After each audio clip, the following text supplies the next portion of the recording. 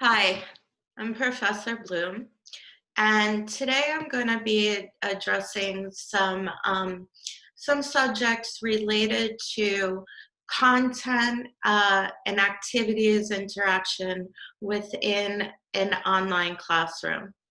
Like many faculty and educators, this summer has mostly been spent at my computer, taking multiple trainings, and really preparing for this fall.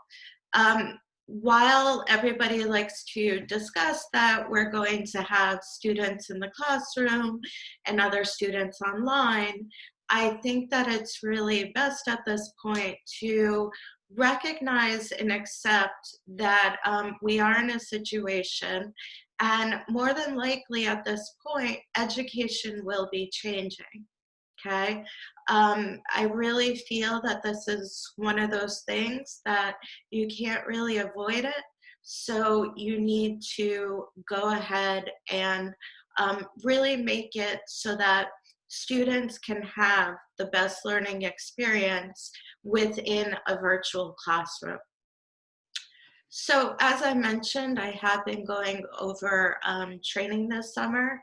This includes Zula Lex, which is a learning education system designed by the Xavier University of Louisiana. The other training that I've been doing is through Quality Matters. If you're an educator, you're probably familiar with Quality Matters in that they set up the standards for not just online teaching, but really education as a whole. Um, Taking all these courses this summer, all these trainings, and sitting in on webinars, it's really allowed me time to think about different learners and also to really think about what it was or what my experience was as a learner. To start out, had I been learning, or don't want to repeat that word, but basically, there's a debate. People are stating that it's not ideal to have online courses. The students won't get the same experience. They won't be taught as well, et cetera, et cetera. Um, Other people can come up with concepts that actually online teaching is valuable, and this is the direction that we're moving into. Um, Granted, this it's not the beginning of online teaching, but we are at an introductory state.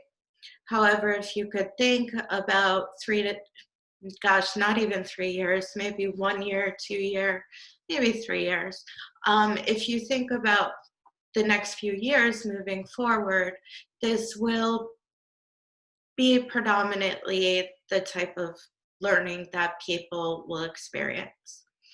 Um, with that said, as I mentioned, I have done a lot of thinking about my experience as a learner, um, and I'm going to talk a bit about that.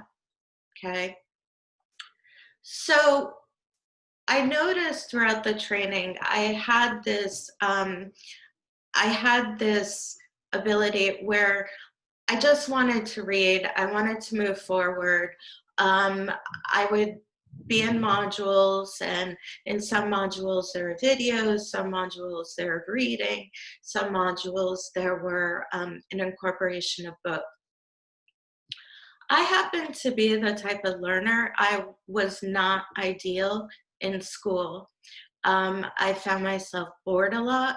I was the type of student that I would have my book under the desk. I was often thinking outside of class. Um, I was energetic and wanted to do things other than sit in a classroom with a teacher in front of me, dictating information, writing on the board, and then having us more or less memorize that information to pass whatever test they were going to give us. That did not fit with my personality. I am a creative. I have always, since I was young, I've always geared towards the visual arts. I have a very imaginative personality, which in some cases people would state that that's innovative. So I come up with ideas that most people don't know what to make of them.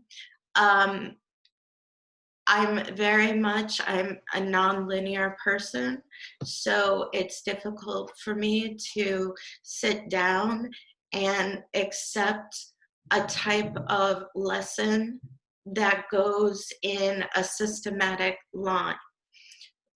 What am I stating here? I know that a lot of people might be confused by this, but I have the type of mind that I'll think in multiple directions, and then through that type of brainstorming, mind mapping process, I'm then able to accumulate that information and put it together.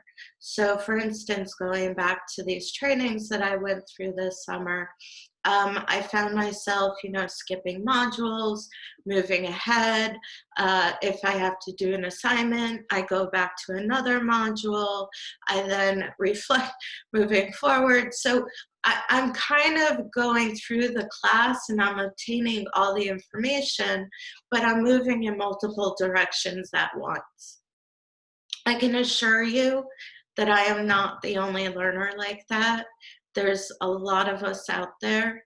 And I can assure you that for learners like that, it's actually ideal to have an approach of learning where you have access to the course content at all times. We can do this through the virtual classroom, okay? When a virtual classroom is set up, everything is right there in front of you for the learner. The learner has the choice of moving forward if they want to. They also have the choice of, kind of going at their own pace. Ideally, though, getting their work in by the time that the module, deadline is coming through. Like I said, as I was kind of jumping through the modules, things that I enjoyed, the reading. I love reading. I take in a lot of information from reading. I grew up in a house where people are always reading. I love reading. I enjoyed, after reading the content, taking these fun scavenger hunt quizzes, taking quizzes, dealing with multiple choice, true and false, just kind of making sure that I was taking in that information. Thing that I liked the least were reflections.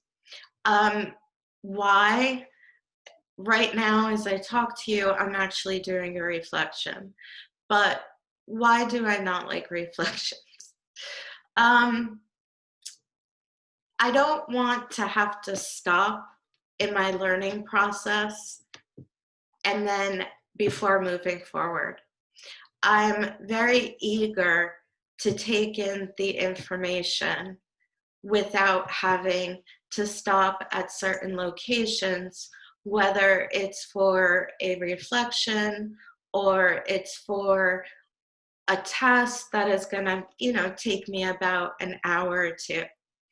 I just want to take in the information and enjoy it. Just enjoy the process of learning.